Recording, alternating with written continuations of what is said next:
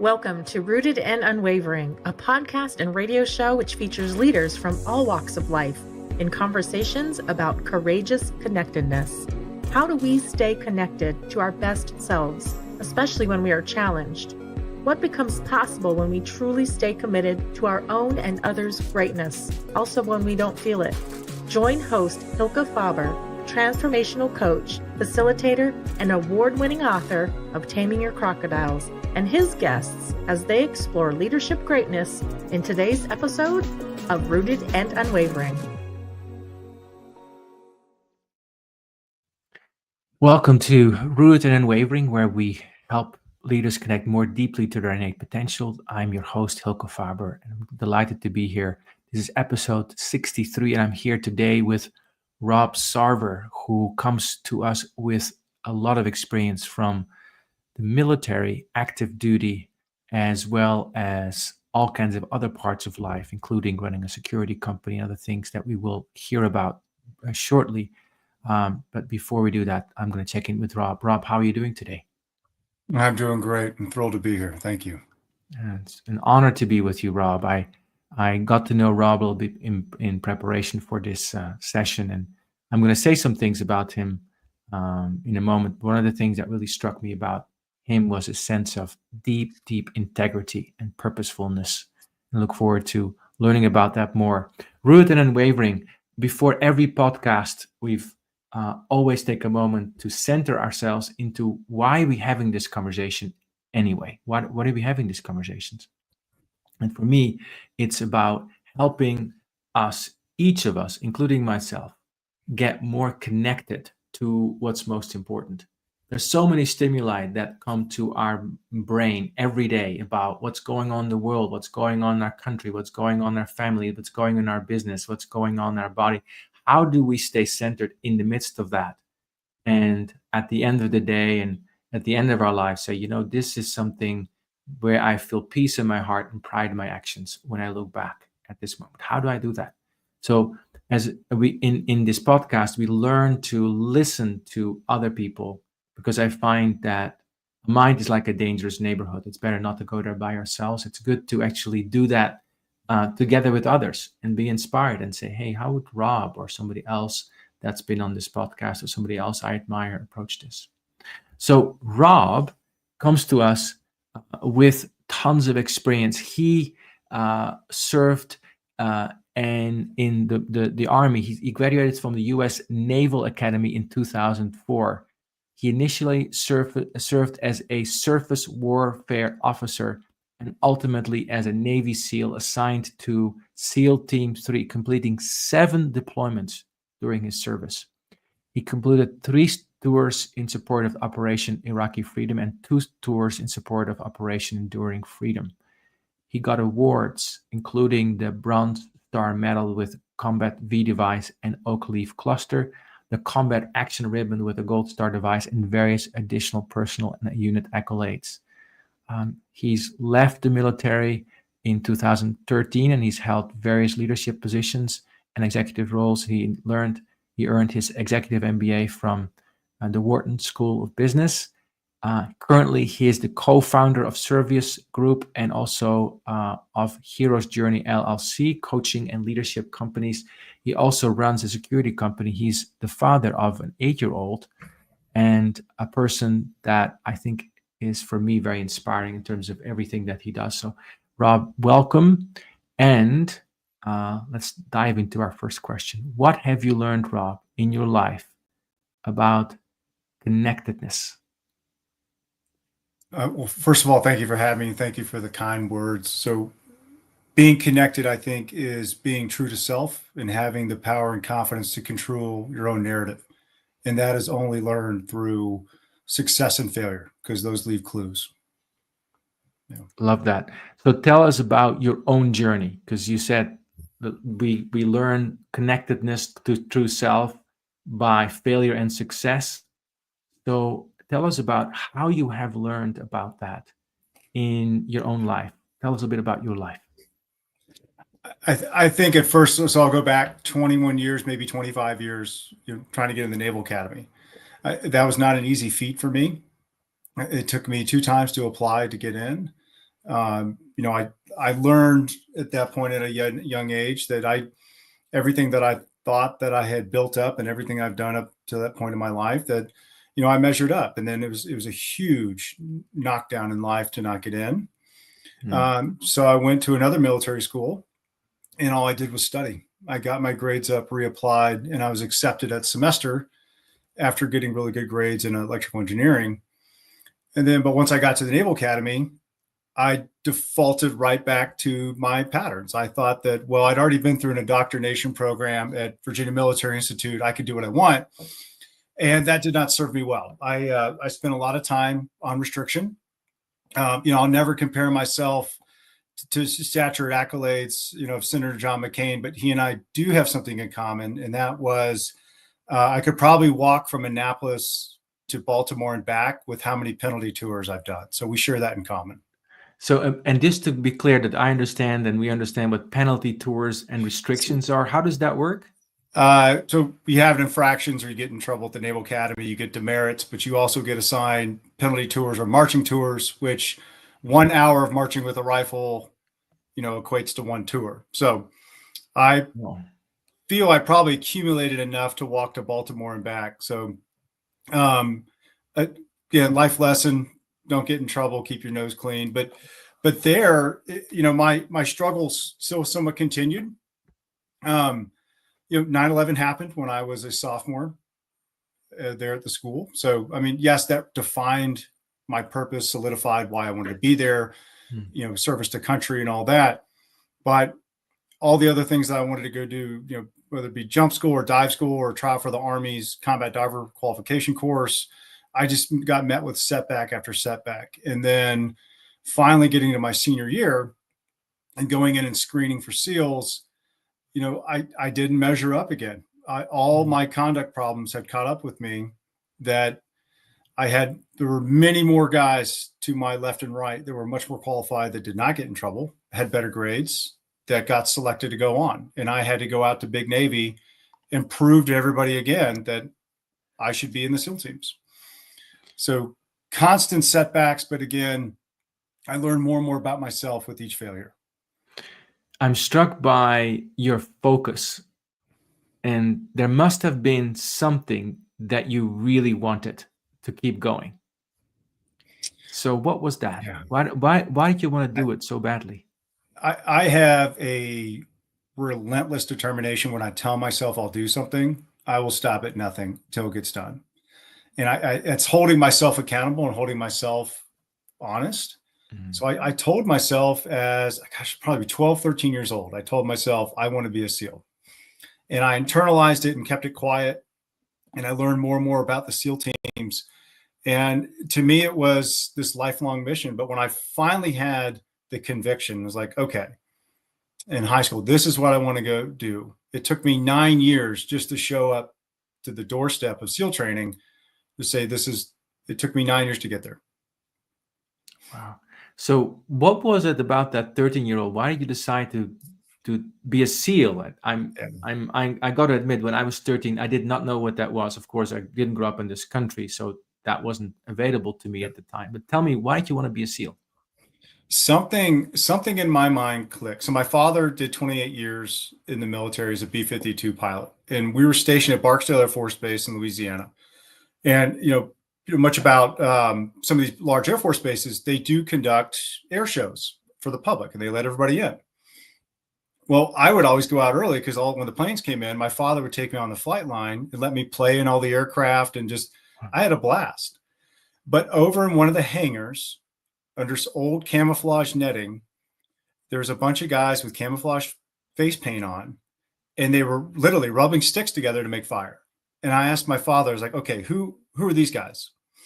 This is 1992, 1993. He's like, well, they're Air Force Pararescue. They're part of Special Operations Command. And my whole life into this point has just been seeing airplanes with my father. I was like, well, what is that? And he explained a little bit about what special ops were, and that was intriguing. And then, I'm not going to lie, a life probably too early in adolescence watching Stallone and Schwarzenegger and the movie Navy SEALs with Charlie Sheen kind of, grandized, that lifestyle. So, but yeah, that was the drive. It was to go do something. And then constantly hearing people say, that's the hardest military training in the world. Like, okay, I think I can do it. Yeah. Because you wanted to do something that was really, really hard. Yeah. You liked that. And you liked seeing those guys with the making the fire with the sticks at that air show, and this thing that I want to be that. I want to be part of that. Yeah. To me, it was, yes, it's primitive what they were doing, but at the same time, that's real survival. That is when you now I can define this much better being on the other side, having gone through this training. When you're reduced to every human behavior has been exposed to you, sleep deprivation, hypothermia, everything, living on the fringes and experience with combat, you get reduced to one instinct, survival. And it's a humbling experience. Well, tell us more about that. Maybe tell us about you when you were in a combat zone and you were really reduced and in touch with that deep survival instinct. What's that like? What was that like? It's euphoric is the wrong word, but everything kind of, if you've ever read the book Stealing Fire, everything kind of comes into a flow state. And to everybody that you've worked with for 2 years to your left and right, you're all performing at the highest caliber you can, and you're giving everything for that moment of success. And in that, there's chaos going on around you. So you have to, it's a vulnerability state because you're letting go and trusting everybody around you to the left and right, but you've worked so hard together that you're in this flow state of just moving through the target and moving through the scenario in front of you. And on the other side of that, it's this gratification. It's self-reassurance that, you lived up to what you had trained to, you lived up to the mission. And more importantly, you earn the trust of people to the left and right. I'm struck by this. So you experience this sense of flow state. You work this really deeply beforehand. You prepare and you prepare Yes. together. So you're prepared with the team that you're out in the combat zone with. So it's not random people around you. You know these people you're in the combat zone with. Yes? Yes. Is that right? Okay. Yes, extensively. Extensively. How long do you train with these people around you?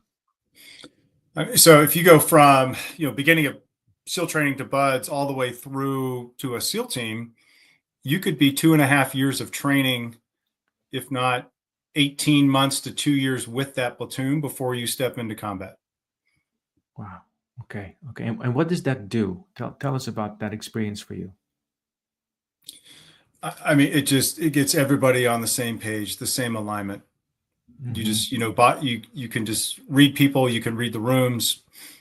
It just essentially just builds trust within a cohesive unit. I mean, you're talking about 18 to 20 guys that can rely on each other to do anything. And you feel very empowered after completing all that training that you could go do anything. Yeah. Okay. All right. Yeah. What demons did you have to slay within yourself to stay in that? Because that training does not sound like a cakewalk to me. No.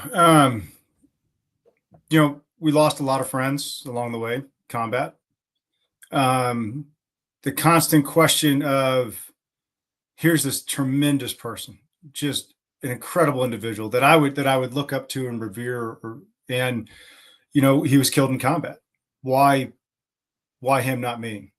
Why this incredible human being and not me? Like, why take him?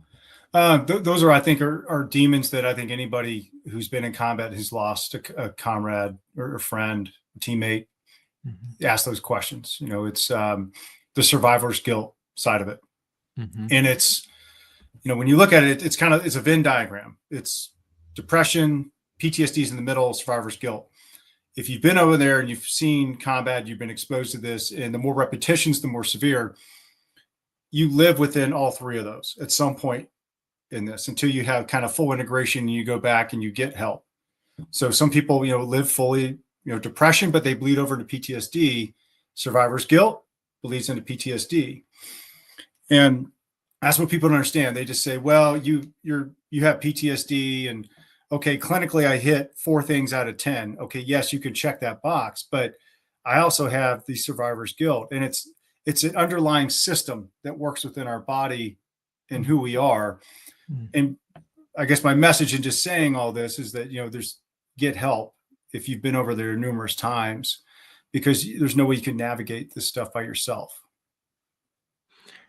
One of your organizations is called Hero's Journey. Why did you call it that? Hero's Journey. My co-author, after hearing my experience, and he kind of lived through his own, his wife died, and of cancer. And he raised 2 boys on his own. The hero's journey is every veteran's story. It is. It's this departure from the known world, being a civilian, and, the call to adventure, having self-doubt, finding a mentor, and crossing that threshold into the unknown world, the unknown universe. And we go through countless trials of, training, deployments, and all this. Something happens to us during our service, this death and rebirth. It could be physical injury, moral injury. It could be combat. It could be a loss. And we depart that, and we're supposed to go through this atonement. We're supposed to go through all these things, and we're supposed to come back with something that the gods referred to as the elixir. And that was this gift. And sometimes it's a gift of knowledge, or, the rebirth of self. And we're supposed to come back to this known world. But a lot of veterans physically come back, but mentally they cannot make that change. Or they cannot make that adjustment. They're still holding on to this old purpose that they no longer serve anymore. They lose their identity. And what we have to learn is, we can refine purpose. We can. But we can take some of this, but we still can have the same mindset. But a lot of those things, we have to come to that. We have to cope with that. We have to have self-recognition. We have to find a mentor. And Joseph Campbell's Hero's Journey from the 1940s is a perfect framework for veterans, for every veteran. I hear you. I hear you in that, and I hear about the universality of that, framework, and of that sense of journey, hero's journey, that Joseph Campbell described in this beautiful book, A Hero with 1,000 Faces. Yes. And that you talk about this coming out with this elixir, whatever that is. And I was very struck by you saying you have to learn to let go of that old purpose in the known world, because it's no longer there. So how did you make that transition? I struggled. I really did. I struggled. Our why is defined for us on that journey, the hero's journey. Everybody's why is the same in the military. You're serving the Constitution. My why wasn't being a Navy SEAL. That was the how and the what. The why was service to the country and the Constitution.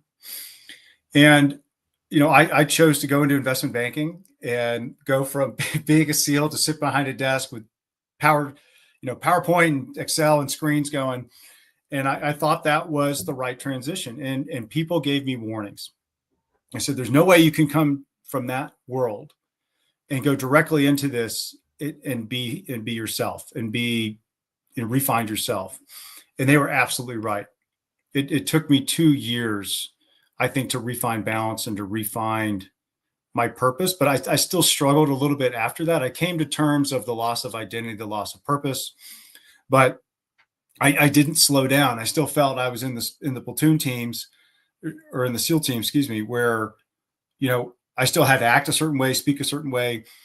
I didn't understand the new terrain that I was in.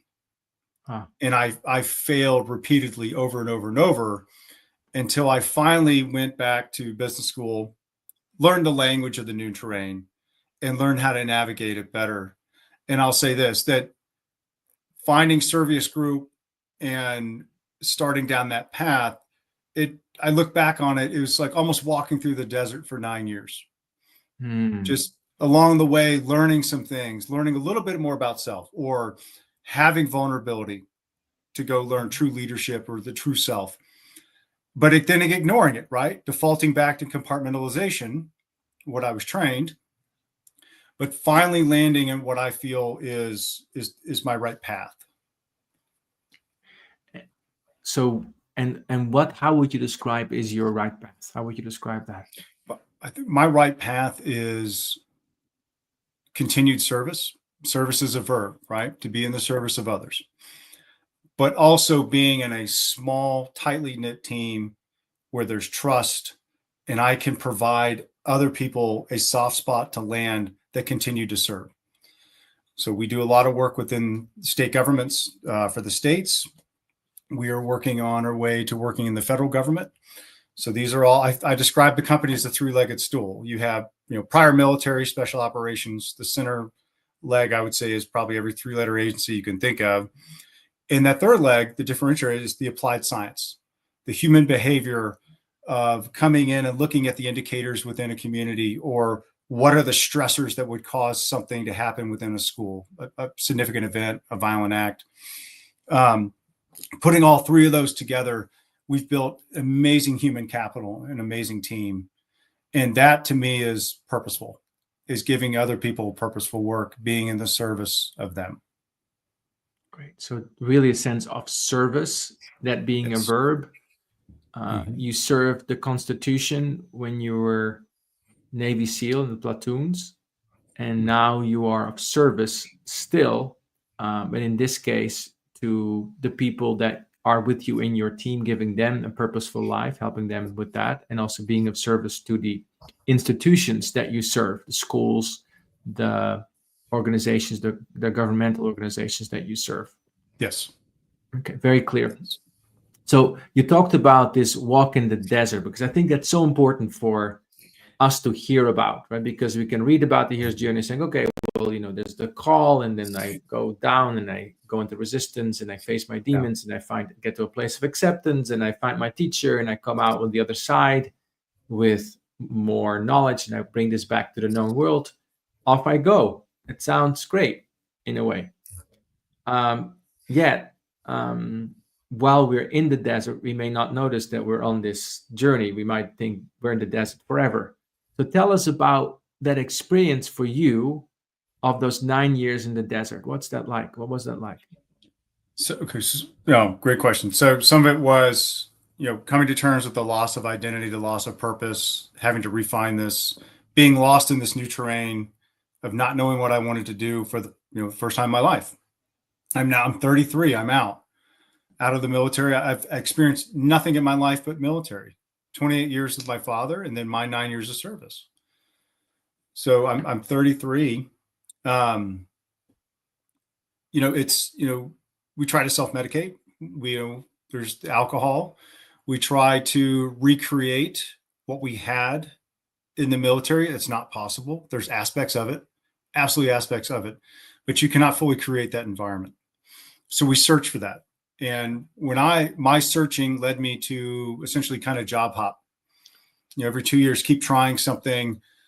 I didn't like that. I didn't find fulfillment, or, exposure to bad bosses, or, you don't like the comp structure, whatever it is. Yeah. And you go and try something else. And then, I gave entrepreneurship my first crack, and I picked the wrong business partners, and it just over and over and over. But all that time, that failure left nuggets of clues. And it was really having this self-awareness of truth to realize that I've made all these mistakes, and some I've repeated. I'm not learning. A critical thing from the SEAL teams is just don't make the same mistake twice. And here I was catching myself like I'm making the same mistake twice. I'm too interested on getting on, I'm on the fastest train to the wrong station every time. Mm-hmm. Slow down. Just take a moment. What is the right decision? Just takes the extra time. And it's a little bit trite, but it's also powerful. And that is, Dante's Inferno. When you think about the lowest level of hell, it's not reserved for the the murders, the rapists, any of that. It is reserved for lies, the liars. But it's reserved for the lies that we tell ourselves. That's the true power of Dante. When you read that book, it is the lowest level of hell is the lies that we tell ourselves, not being our true form, not being our true self. And how do you know, or how did you notice that you were telling yourself lies? Because I think it's such an important thing, and something that we all do in some way. I think everybody spends some time in the lowest hells of Dante at some point in their lives. I was struggling. I was struggling mentally. I was struggling with not coping with the loss of many friends. I was struggling with not having fulfillment in my job. I was struggling in my marriage. I was failing at everything across the board. And here I've been through all this stuff, and I just kept telling myself, well, wait a minute, I've done all this. This should be the easiest steps of my life. And they weren't. They were now the hardest.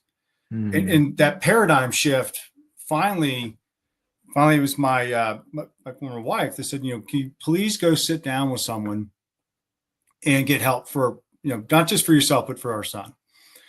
That was the wake-up call. That was all the mistakes leading up to, okay, I need to go get help, because if I'm going to have any influence over this human being who I want to be tied to for the rest of my life, and I want to be the best for him, and I want him to have a better life than I have to fix myself. Sounds like a very important moment between you and your wife, where she gave you very clear feedback. Yes. Held up the mirror in a clear way. It's like, Rob, some things to work on. This needs to change.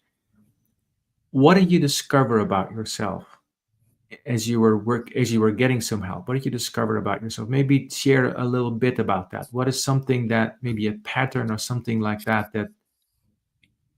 became like, oh, this is why I keep repeating the same pattern. Why am I doing this? Oh, yeah. I think what I discovered, and I'll think in a couple of different buckets, right? So professionally, we accomplish these great things and we want to get out, and we feel we have this, we should be rewarded in some way, right? Well, in the military, our reward, our currency is our reputation. On the outside, it's nothing but monetary, right? Some people might look for a title on the door, but most of the time it goes back to that. And I felt like after all I've been and getting this education that, that I should be further along in life. And that was one hard thing that I had to learn, was that, okay, in my job specifically, or anybody who serves in the military, you're a black belt. And when you get out, here's your white belt. You're starting over. And you need to go learn the new terrain. You need to go learn this. Like, you'll be a black belt at some point. You'll gain it quickly. But that was me just recognizing that I'm not as good as I think I am in the business world. And I need to go back and do that. So that's professionally, and in no particular order. So now personally, relationship wise, I grew up moving so much. And this is back during Strategic Air Command, the 1980s, when my father's a B-52 pilot, Cold War and all that. We moved every 2 to 3 years. So I had never grown attachment to, I had a friend group for about 2 years. Sometimes we moved, the boxes, stuff never came out of the boxes. We were there for 11 months and we moved on. So having that, and then going into the military myself, and then picking the career field that I did in the SEALs, of compartmentalization and being trained to kill and just move through everything, I never learned how to function within a relationship. I could never open up. I could not be vulnerable. And that was a true turning point, when the one thing that's supposed to define us and be successful at, I failed at. And that was a massive wake-up call for me that, okay, these things that I'm supposed to be experiencing in life, the true meaning of life, like, I'm failing at that. So that's just two examples for you. Yes. Very, very clear. I'm very struck by both. We're going to take a short break in a moment just to to capture this first example of realizing that I was a black belt, but now I'm a white belt again. And I think that's such an important lesson for all of us, because life keeps promoting us from white belt to black belt, right? We get Yes. kids. Oh, that's new. We get older. Oh, that's new. Our parents age. Oh, that's new. We may change jobs. Oh, that's new. Oh, we may retire. Whatever's going on. Like there's always a new white belt moment. And what I'm hearing you say is the attachment to me being a black belt, being a successful person, kept me from actually being a happy person in that moment. And the second thing that talked about your personal relationships, like you were so used to moving around and going for your goal. Like I want to ask you about what is it like to kill people and be trained for that. You know, that's such a deep human thing that happens. Like I want to know more about after the break. What does that do to you? Like, how do you work with that? Sure. Is this in relationships, and then as a consequence of that, the part of you that is about healthy attachment wasn't developed very much, so you didn't know how to do that. Thank you so much, Rob. I've already learned so much. A few things that I've learned from this conversation already is that how important it is to have a sense of purpose, because I think that unrelenting focus on something can pull us through the desert, that hard time. And I'm thinking about all the hard times that you went through, just training to be out in the field, and then in combat, I can only imagine. And then secondly, the sense of humility. It's like, oh, this is where I'm at right now. Mm-hmm. And humans love to be successful. A sense of, things are working. Yeah. I'm good. Like when we say to each other, how are you? Oh, I'm good. I'm good. No, as opposed to, no, I'm working through something. That's not part of our culture yet. We'll take a break. Thank you so much. We're here with Rob Sarver, retired Navy SEAL and currently leader of Hero's Journey and Servius. I'll see you after the break. You are listening to Rooted and Unwavering, presented by Growth Leaders Network, the leadership, team, and culture development company. If you would like to learn more about working on connectedness for yourself, your team, or organization, please contact Growth Leaders Network on LinkedIn. And now, back to the show.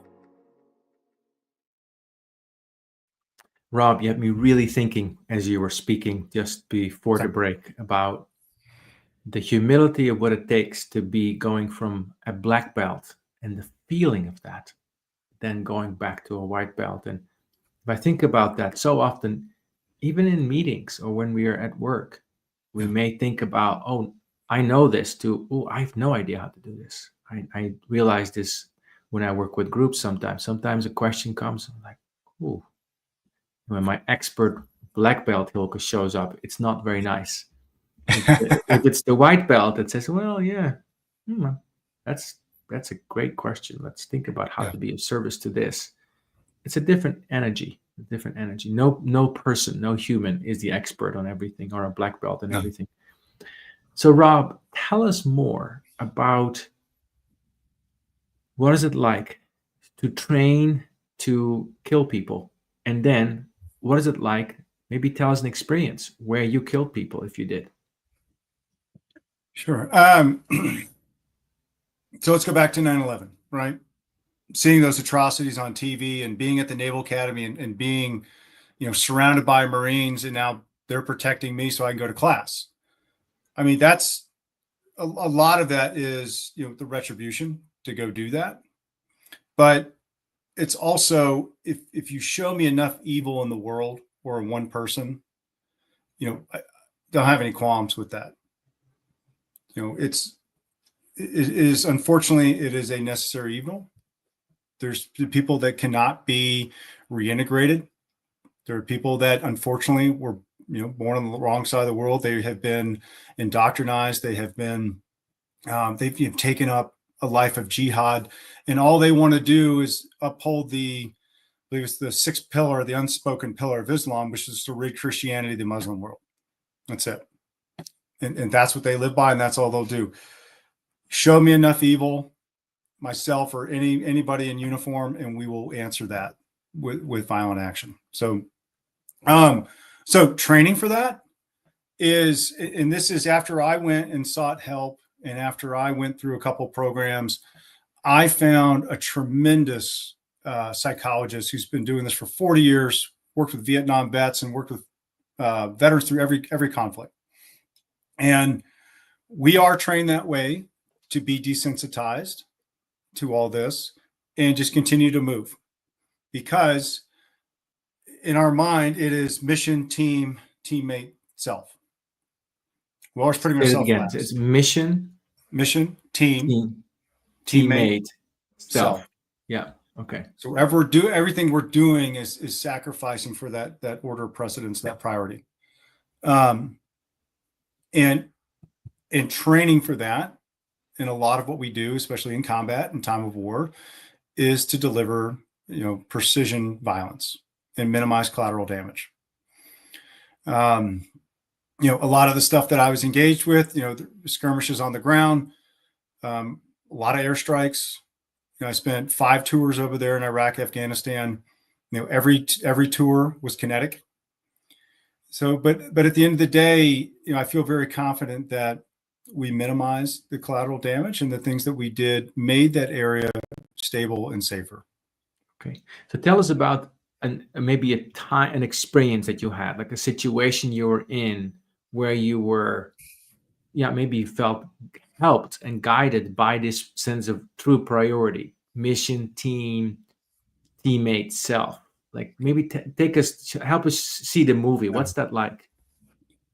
I remember, and actually, unfortunately, I had to go through a lengthy investigation for this one. But so we had Marines to my north and south.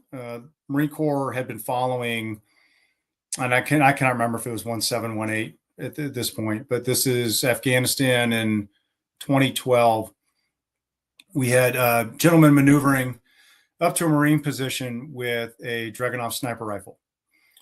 And the Marine commander was out of pocket. They could not do anything about it. And they've been observing, they had pattern of life. So they've been observing this guy maneuvering for about 2 or 3 days. Finally, he was maneuvering in. They called me, say, Rob, what can you help us out? What can you do? So, I got all the facts, got pattern of life. They threw the drone feed up there for me on the screen, clear threat to force. So I called in the airstrike. Which was completely right in what I did, protecting the force, protecting, the Marines, the overall mission of the country, right? The team, that'd be my team, could be just the overall team. Marines, protect those guys are just as much as brothers and teammates as my own guys, right there. The problem was, I had another critical issue happen on the camp that pulled me out of the operations center, like within seconds of the strike. And I got pulled away to go deal with that. And I did not call my boss right away after the strike. So what happened is, in later video footage, we solved this. So I went about my day, finally talked to my boss. And when I spoke with him, he's like, "Hey, Rob, you're under investigation for an illegal airstrike. You have like an 06 is flying in, Marine Colonel, with President Karzai sitting down folks from a war tribunal." I was like, "Excuse me? Like what? Like, I just watched the drone feed. What are you talking about?" It's like, "Well, from the strike, locals went and took some of the remains and dragged it through the street and says women and children." And I was like, "You have got to be kidding me." So helicopters came in, shut me down for about 3 days. And it took us about 3 days to go back and get the proper footage, have it declassified, have it scrubbed out. And I set everybody down in the room and I showed them. I was like, "Here you go. This is exactly step by step what happened." And on the video was the locals, yes, coming and grabbing remains, but also picking up the weapons they were carrying and throwing them into the river, hiding the evidence. And as soon as they saw that footage, everybody got up and walked out and left. So, sorry, just a small example. No, it's a very clear example. That's a very, very clear example. How did you feel when you got the message war tribunal is coming in? I was irate. Mhm.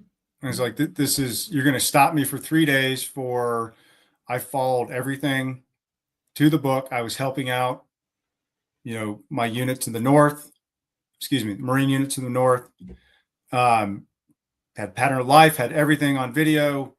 I was, I felt they were, did not have trusted in me Mm.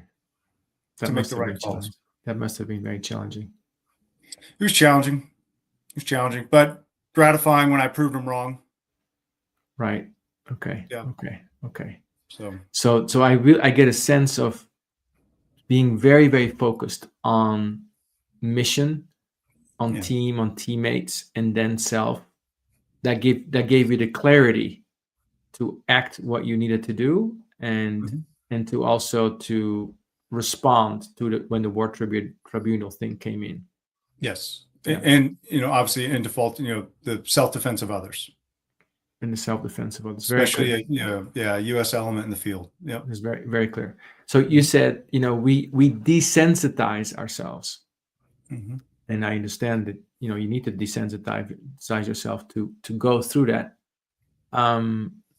Would you say that at current time, you are totally free from the memories that might be difficult, traumatic, or are they still in your body?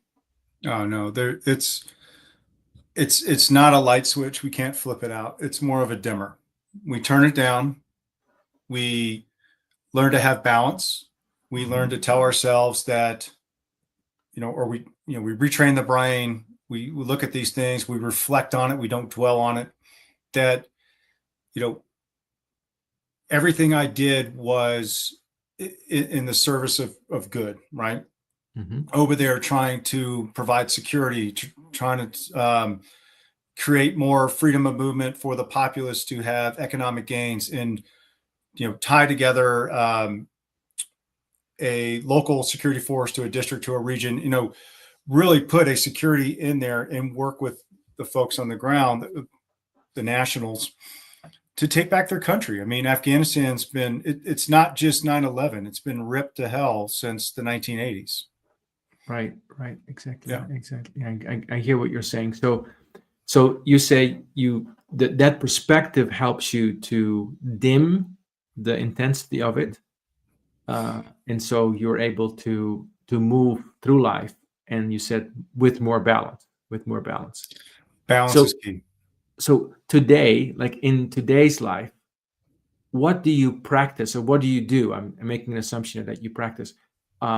What do you do on a daily basis, on a weekly basis, to stay healthy, to stay balanced mentally, physically? What do you do? No, I still work out every day. From a physical perspective, for mentally, I'm in continuous search of self-improvement and growth. I read that, writing the book was another part of that. For my own personal growth, it's been 5 years doing the research to write that.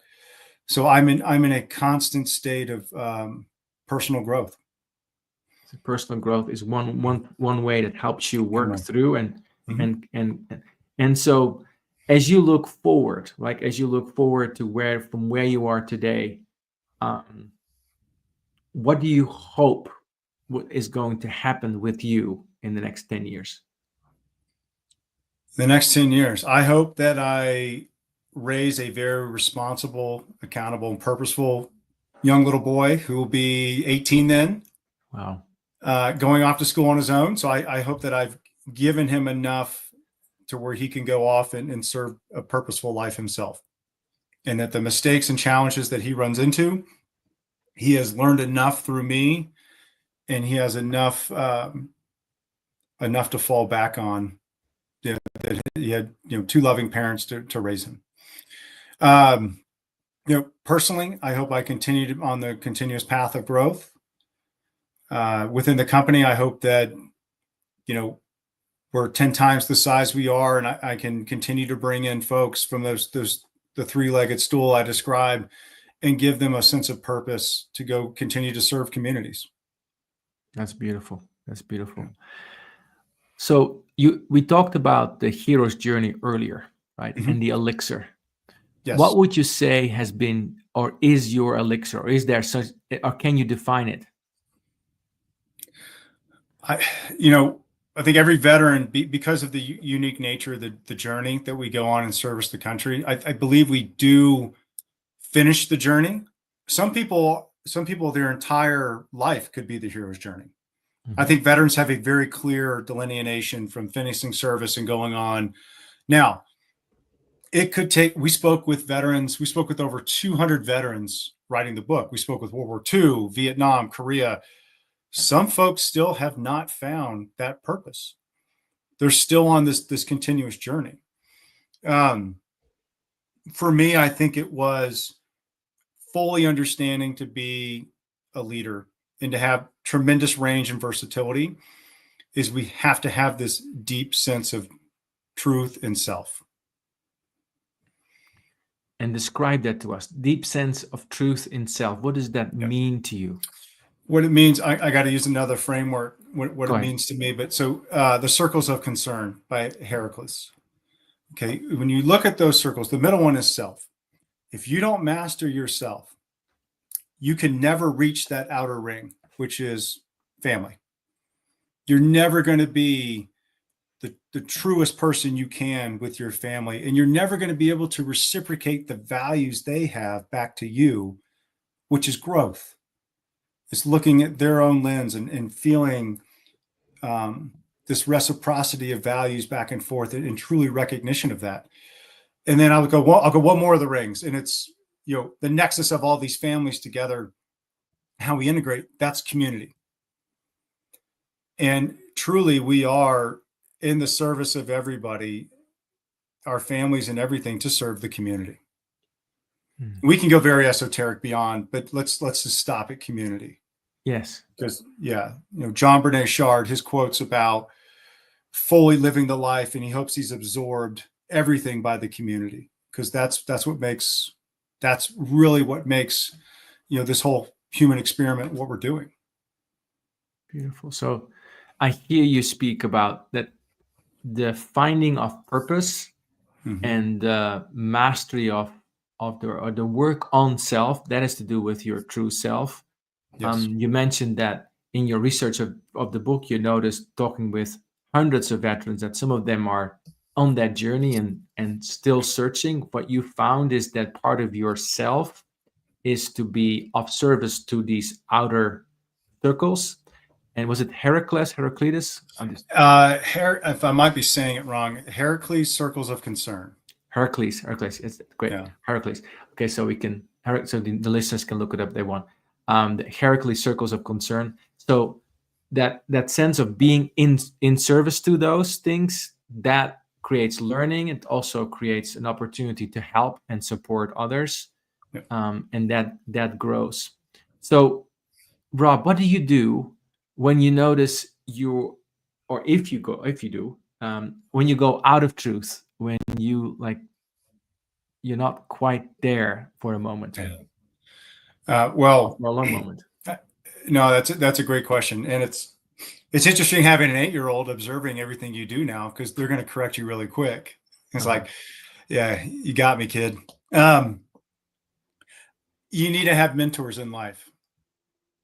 No one, as long as we have lived, has not experienced trauma or a difficult moment. And to say that if we say that we've navigated this through ourselves and we're still like a whole intact person, that we're just lying to ourselves. As you said earlier, right? Decoding of the mind takes people. We have to have mentors around us. So it's very important to select the people around, the law of averages, selecting those people around us to help uplift us and help decode that, so we can remain true to ourselves. So thank you for it. So when let's say you're about to fly off after this podcast, right? Yes. To another destination, and let's say somewhere on the way you notice you're out of truth, you're out of integrity, you're not in the Rob that is you. What do you do? So one thing I can do is I can reflect back to, have you ever heard the saying that our deepest wounds have brought forth our greatest purpose. Yes. If I feel out of balance, I can reflect back to the tremendous loss that I've had in my life with all those friends. And I could say, okay, if every one of those guys would want to have just one more day with family and friends here, I get that. They don't. So it's also being in service of them, their life, their legacy, and what they sacrificed to rebalance myself. Okay, great. That's a great perspective. So I rebalance, not just so that I feel good, for like my little shell, but actually you're practicing the circles of Heracles, which in your community includes your friends who have passed away and have given their lives. Yeah. Yes, So I they want gave- to. Yeah. Go ahead. No, they gave the ultimate sacrifice. For us to sit here and do what we want and to have this freedom of choice to go do the things that we want and experiment and pursue that own personal growth, the least we can do is honor that. Honor that. Honor that. Okay. Now hear the word honor. I want to go back to one thing you said, which was that the lowest form of hell is the lies that we tell ourselves. And staying in those lies. What is a recent lie that you've become aware of, that you've let go of?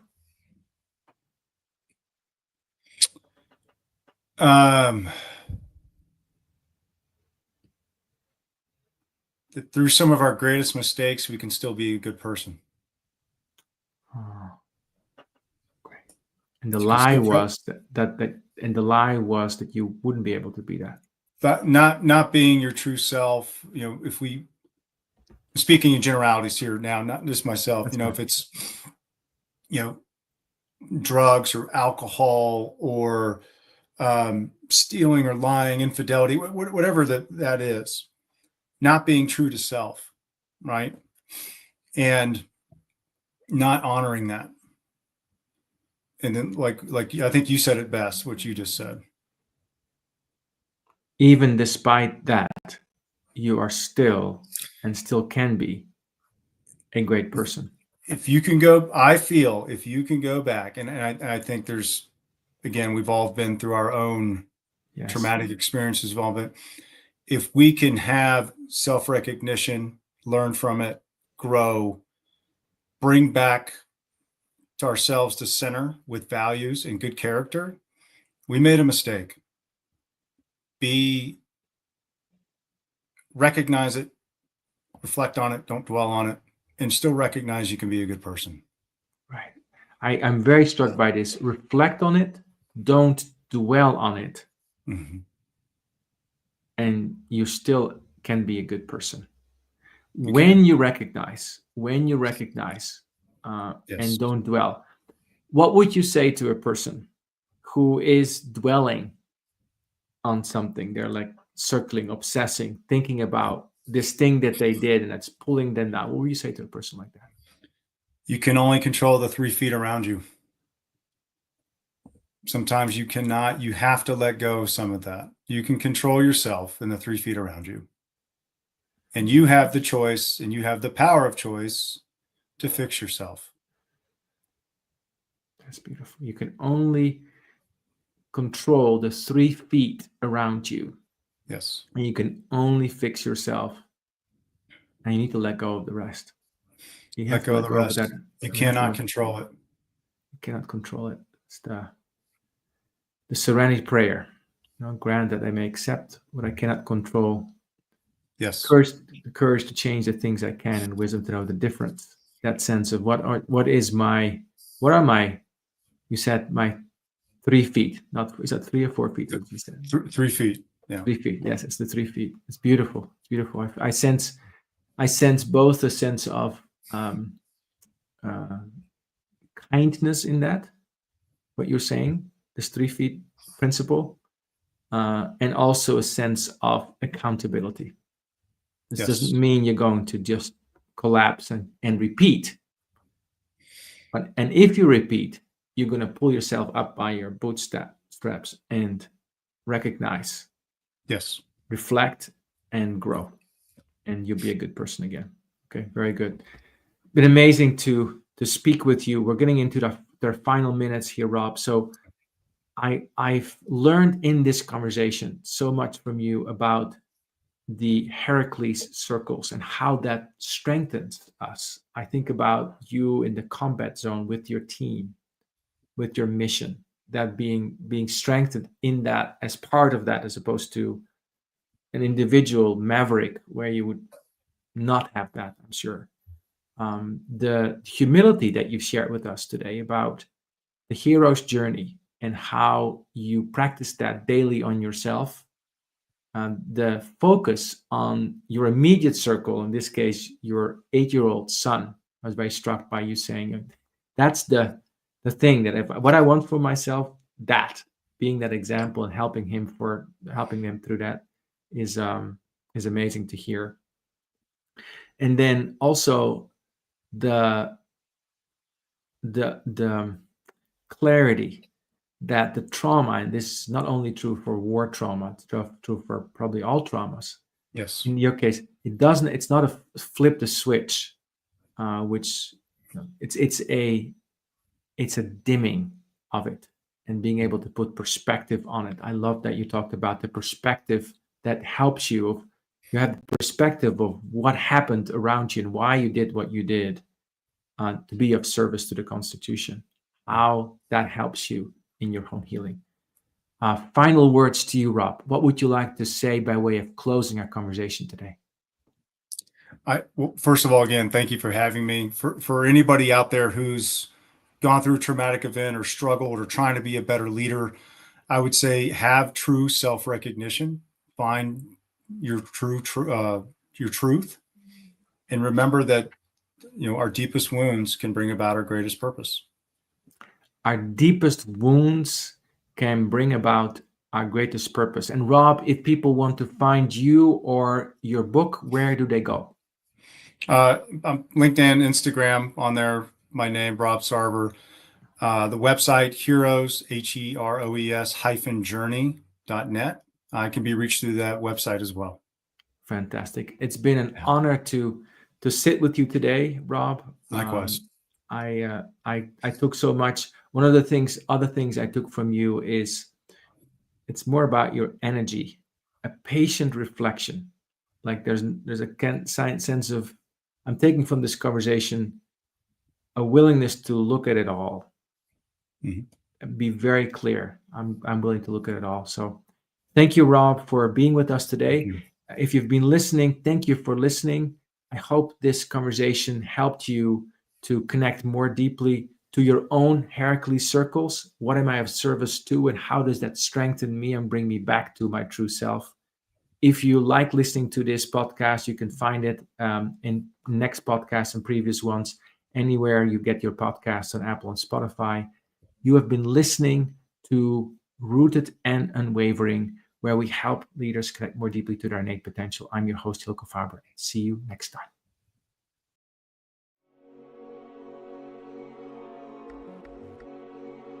Thank you for joining us in today's episode of Rooted and Unwavering, leadership conversations about courageous connectedness, presented by the leadership development company, Growth Leaders Network. To learn more, subscribe to this podcast, connect with Growth Leaders Network and Hylke Faber on LinkedIn, or read Hylke's award-winning book, Taming Your Crocodiles. Now take a moment and appreciate something that is great about you. Celebrate the gift that you are and enjoy connecting more deeply to your best self today. See you next time on Rooted and Unwavering.